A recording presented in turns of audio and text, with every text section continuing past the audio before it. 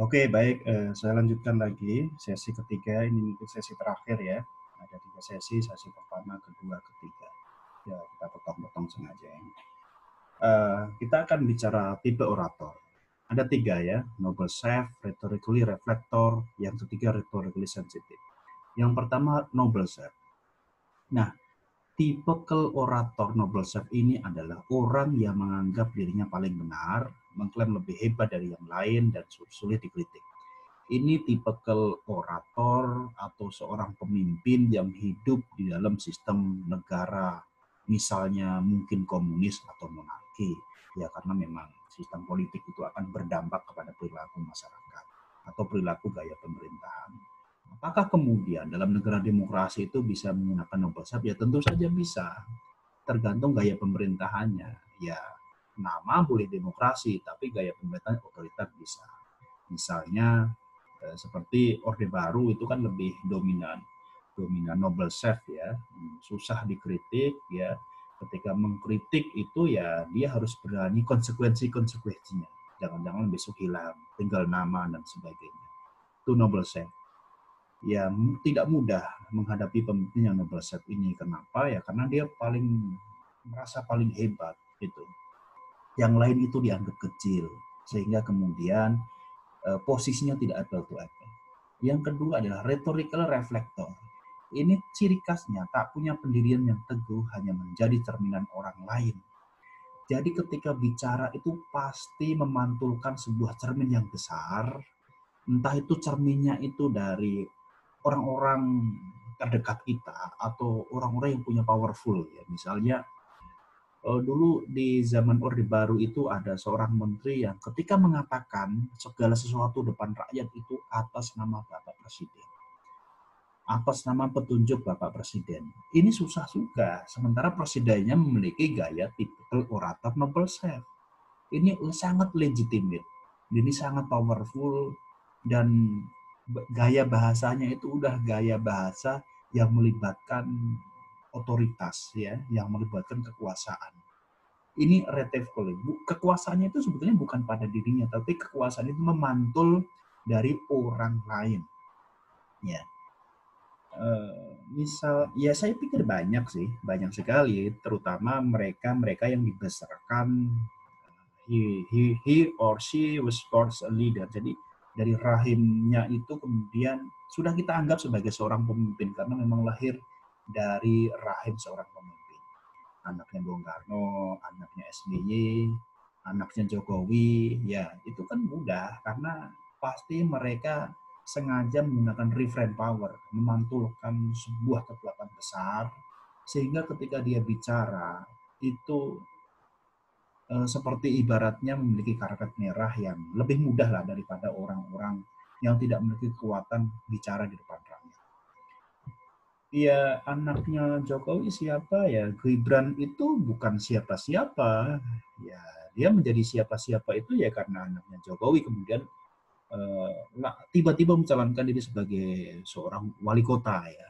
Padahal PDI Perjuangan sudah memutuskan yang jadi wali kota adalah sudah diputuskan. Tapi kemudian tiba-tiba dia muncul. Ini kan kekuatan rhetorically reflector. Jadi melihat Gibran itu tidak hanya melihat Gibran saja, tapi juga melihat Jokowi. Seperti melihat Megawati, tidak hanya melihat Megawati, tapi melihat Bung Karno. Melihat Puan, tidak hanya sekedar Puan, tapi juga melihat Megawati. Dan sebagainya itu beruntun memang. Oke, yang ketiga adalah rhetorically sensitive. Ini cirinya adaptif, cepat menyesuaikan diri dengan lingkungan dan sebagainya. Ya, konteks ini sebetulnya.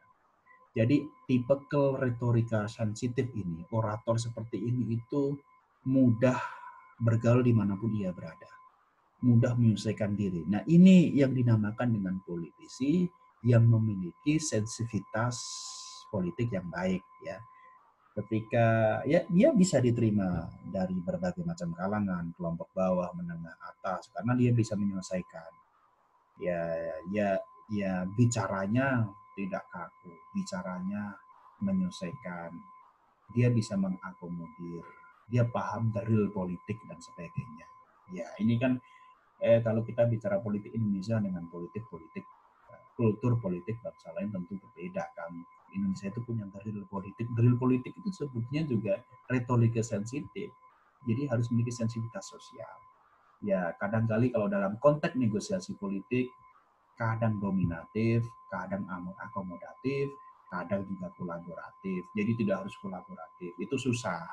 Ya, kadang juga akomodatif, dominatif terus ya susah juga. Kadang kita juga harus mengakomodir. Begitu. Ini retorik sensitif, tapi yang memang ideal seperti ini. Makanya orang-orang yang memiliki kemampuan retorik sensitif itu biasanya karir politiknya akan lama ya dibandingkan dengan Nobel Chef atau rhetorically reflector. Itu kenapa demikian ya, karena kan tren demokrasi sekarang ini kan bukan Nobel Chef ya. Tren pemimpin di Indonesia itu kan sekarang bukan high profile lagi, sekarang low profile. Siapapun itu kalau pengen jadi pemimpin, entah bupati, gubernur, presiden, itu harus konteksnya harus low profile gaya komunikasi, jangan high profile.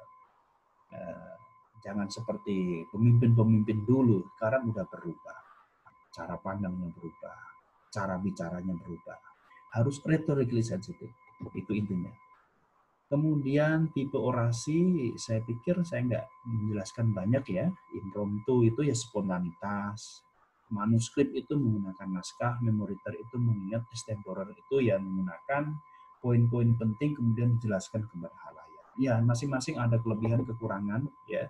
Impromptu ya spontan itu bagus karena orangnya fleksibel dan kemudian langsung mampu merespon dengan cepat. Tetapi kekurangannya adalah karena spontan kerap kali menjadi blunder. Apa yang dikatakan belum dipikir atau tidak dipikir secara matang, sehingga kemudian kadang-kadang apa yang dikatakan itu menjadi kontroversi. Ya. Manuskrip itu ya tentu saja kelebihannya adalah terstruktur, sistematis, tapi kerap kali dia tidak bisa melihat situasi dan kondisi ya, karena memang terpaku pada manuskrip. Memonitor itu ingatan, ketika ada gangguan-gangguan jangan-jangan ingatannya kemudian hilang. Extemporer ini yang paling ideal. Ya tentu saja kita menggunakan catatan-catatan kecil. Catatan kecil itu menjadi clue bagi kita, kemudian kita jelaskan kepada halayak politik ya. Itu akan lebih berirama, kemudian sesuai dengan jalur. Jadi kalau bicara itu nggak ngalor ngidul ya. Ada clue-cluenya, ada aturan mainnya.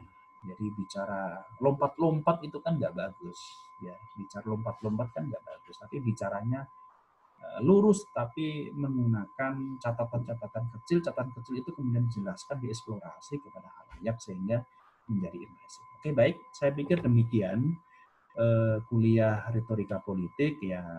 Tentu saja setelah ini ada tugas ya, ada kuis dan sebagainya, nanti silakan Anda kerjakan. Nanti kalau ada pertanyaan silakan bertanya di grup atau ya kapanpun bisa ditanyakan. Baik, terima kasih. Sekian. Assalamualaikum warahmatullahi wabarakatuh. Tetap sehat dan tetap semangat.